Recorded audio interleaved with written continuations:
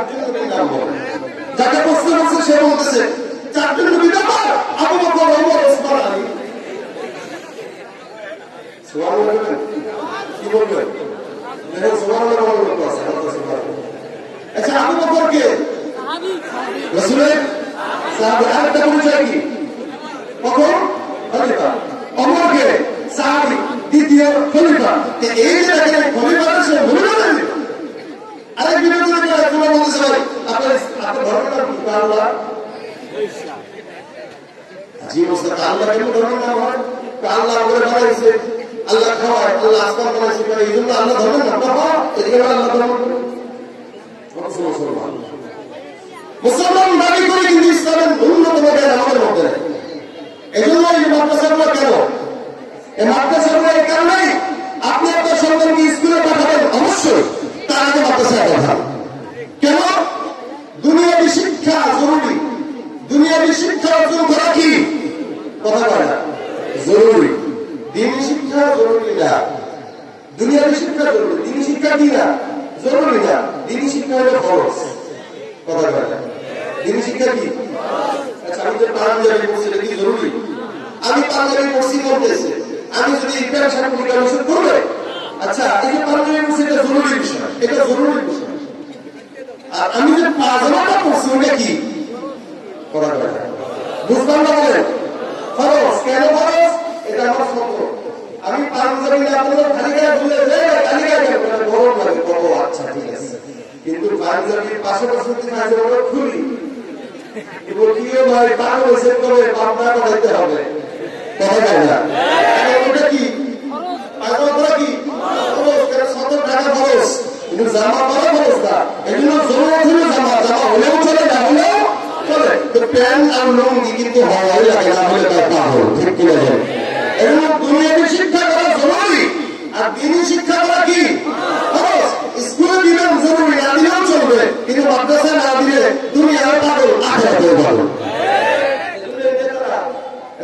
সারাদিন রাজনীতির সঙ্গে জড়িত থাকলেও ওই দিন শেষে মাদ্রাসার পিছনে থাকে। কেন? কেন?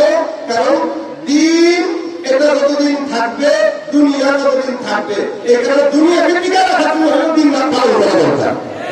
এই জন্য আপনার সন্তানকে ডাক্তার বানান, ইঞ্জিনিয়ার বানান, অনেক কিছু বানান, কোন সমস্যা নেই।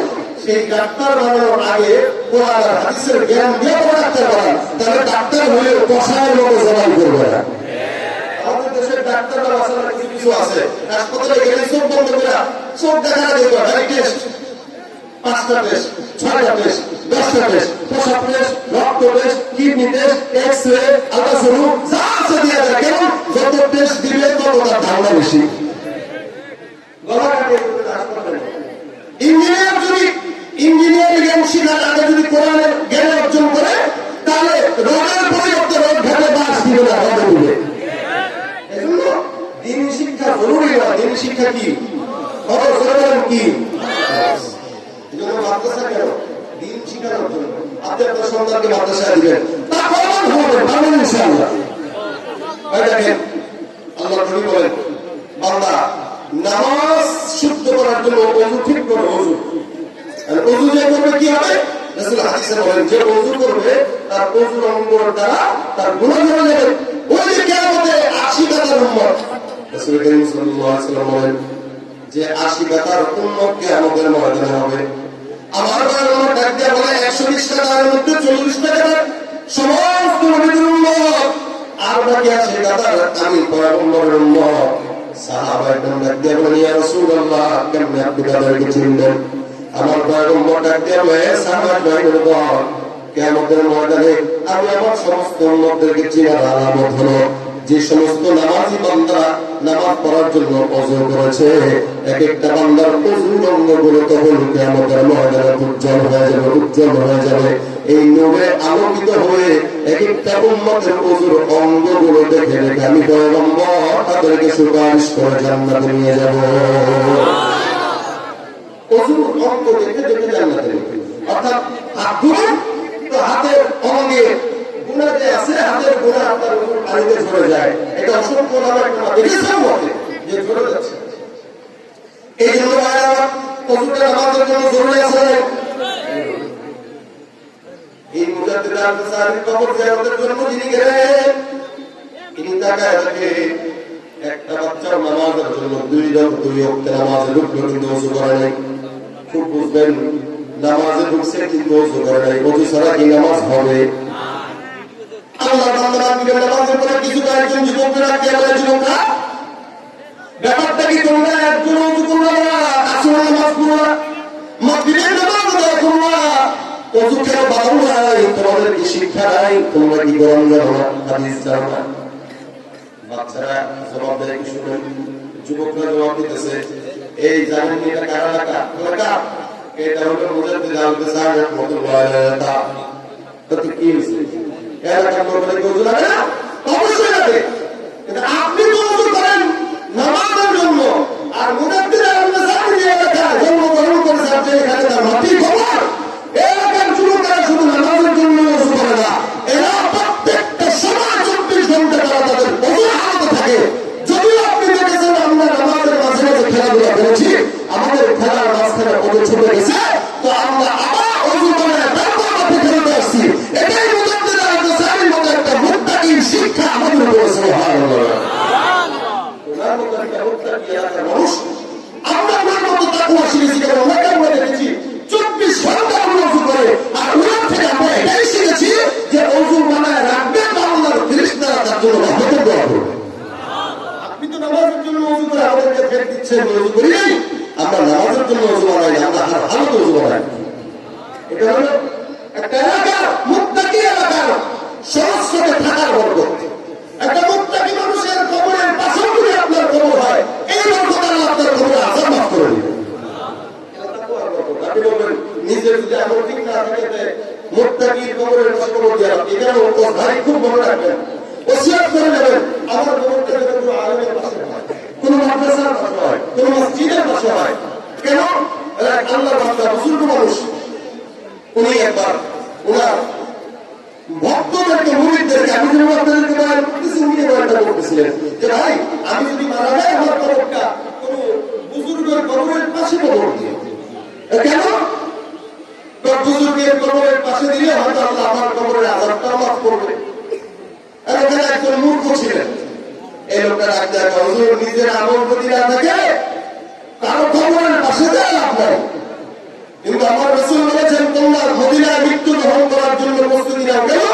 মদিনার মাটি এমন, এখানে যার মৃত্যু হবে তো আল্লাহ আমি রাসূলের রওজার মধ্যে তার কবরের আযাব মাফ করে দেব। কেন? আল্লাহর বান্দা হুজুর নিজের আমল ঠিক নাই, কেমনে লাভ কি? আমাদের দেশে ঢাকায় একটা কবরস্থান আছে, শহীদ বুদ্ধিজীবী কবরস্থান, আপনারা নাম শুনছেন? দেখবেন কিছুদিন আগে টিভি সংবাদে ইউটিউবে দেখা গেছে কি এই বুদ্ধিজীবী কবরস্থানে ছেলে মেয়েরা অবাক করে কবরের পাশে বসে বসে গাঁজা খায় আর প্রেম করে। এই দেশের যত বুদ্ধিজীবী আছে সব নাস্তিক বুদ্ধিজীবী, সব নাস্তিকরা এক জায়গায় দিচ্ছে কবরের ভিতরে তো আযাব লাগবে, এখানে আল্লাহ এগুলো পাঠাইছে, যা এটা যা গাঁজা আকাম যা করে ওখানে কোনো ভালো মানুষ নাই, ওখানে কোনো ভালো যাবে না, এই জন্য ওখানে কোনো ভালো মানুষের কবর হয়, সব নাস্তিকদের কবর হয়। এজন্য আপনি আপনার কবরটাকে কোনো আল্লাহ কবরের পাশে দিবেন।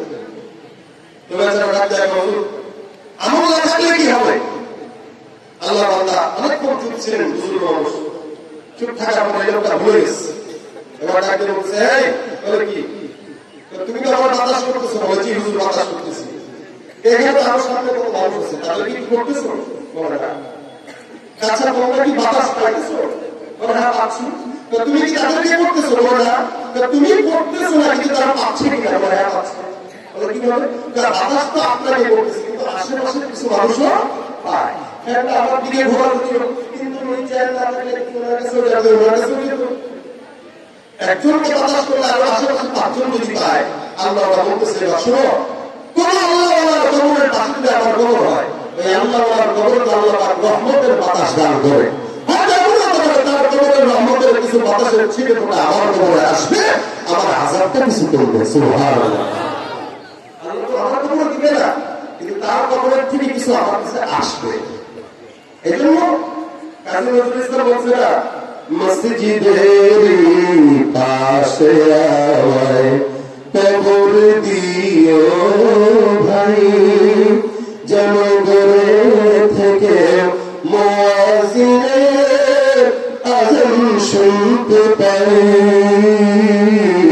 মসজিদেরই পাশে আমায় কবর দিও ভাই আমার ঘরের পাশে দিয়ে ভাই নামাজিরা যাবে পবিত্র সেই নামের ধ্বনি বান্দা শুনতে পাবে গুনাহগার থেকে এই গুনাহগার পাইবে রেহাই সেদিন পাইবে রেহাই মসজিদেরই পাশে আমায় কবর দিও ভাই সুবহানাল্লাহ।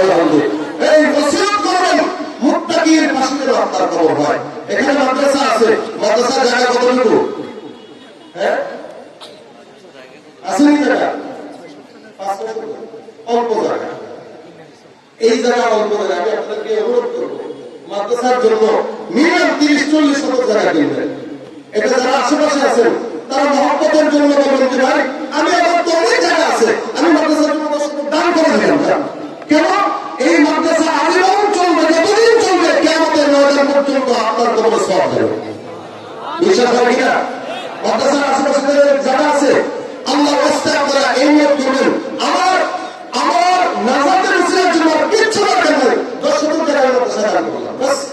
এরকম 10 জন যদি দেয় দেখবেন এখানে 50 শতক জায়গা হয়ে গেল, বা 1 একর বলেন 2 একর বলেন হিসাব আমরা জানিয়ে যা হওয়ার হইল হওয়ার পর আপনারা বলবেন এলাকার মাদ্রাসার পাশে একটা অনুষ্ঠান হবে যেখানে মাদ্রাসার সাথে যারা সম্পৃক্ত, এই যে উনি কষ্ট করছেন এনারা কষ্ট করতেছেন, এনাদের একটা হক আছে কিনা? এনাদের হক কি? মাদ্রাসার উপর এনাদের হক হলো আর এনাদের উপর মাদ্রাসার হক হলো এনারা আজীবন ধরে মাদ্রাসার সাথে সম্পৃক্ত আছে, এনাদের মরণের পরে এই লোকটার কবরটা মাদ্রাসার পাশে হবে। কি বলেন? কথা বলেন। এনার কবরটা মাদ্রাসার পাশে হোক কেন? মাদ্রাসার ছেলেরা আজীবন তেলাওয়াত করবে, কবরের পাশে বসে বসে উনি শুনবে, আল্লাহ আপনার কবরে সওয়াব পৌঁছে। এলাকার যারা সম্পৃক্ত আছে প্রত্যেকে এই মুত্তাকি ছোট ছোট বাচ্চারা, আপনি জানেন সারা বিশ্বের সবচেয়ে এই বড় রাষ্ট্রগুলো করোনাকালীন সময়ে আল্লাহ তাদেরকে ধরাশায়ী করে দিচ্ছে যেগুলো ইস্যুতে এরা আজকে বন্যা দুবাইয়ের মতো জায়গা শেষ, অহংকার শেষ, গর্ব শেষ। বাংলাদেশকে আল্লাহ পাক এত হেফাজত করে কেন জানেন? এই ছোট ছোট মুত্তাকি তেলাওয়াতকারী হাফেজ কোরআনের দোয়া করতে। আপনি ঘুমান রাখতে আর এই বাচ্চারা রাত্রি 4টার দিকে উঠে দেখেন, এসে দেখবেন আপনার নাতি কি করে দেখবেন, আপনার সন্তান কি করে দেখবেন। আমি তো ঘুমাই না, লজ্জা সময় মাথা খেয়ে 10টা পর্যন্ত ঘুমাই না, ঘুম থেকে ব্রাশ করি লজ্জা নাই সময় দেখায়। আরে আপনার সন্তান দেখে মাদ্রাসায় পাইছেন ওরা 4টার দিকে উঠে আপনার জন্য করে আল্লাহ আপনার একটা আপনি চান আপনার সন্তান বড় বুঝুর করো, আপনি নিজের সরকার রাখবেন, আপনি সাথে আপনার সন্তান আরো বুজুর্গ হবে এই আশা করবেন। আপনার সন্তানকে বুজুর্গ বানাইতে গেলে আগে আপনাকে বুজুর্গ হওয়া দরকার, অসুবিধা থেকে আপনার তুমি খুশি। এই জন্য এই ছোট্ট ছোট্ট বাচ্চারা এরকম মুত্তাকি আর কেউ নাই, এই প্রত্যেকটা বাচ্চাদের জন্য আপনারা সহযোগিতা করবেন ইনশাআল্লাহ। এদেরকে সহযোগিতা করেন, আসমান থেকে আসবে এদের কারণে, জমিনে সমুদ্রের মাছ পর্যন্ত এদের জন্য দোয়া করে, আসমানের পাখি পর্যন্ত এদের জন্য দোয়া করে, এই জমিন পর্যন্ত এদের জন্য দোয়া করে। মনে হচ্ছে না ফকির মিসকিন আপনারা টাকা দিয়ে ভরাইতেছেন না, আপনি টাকা না দিলে আল্লাহ পাক আসমান থেকে এই মতো খাওয়াবে। বিশ্বাস আছে আপনাদের? আল্লাহ পাক এই মাদ্রাসাকে কবুল করে বলেন আমিন। আমাদেরকে ওই ছোট ছোট বাচ্চাদের মতো মুত্তাকি বানাতে বলেন আমিন।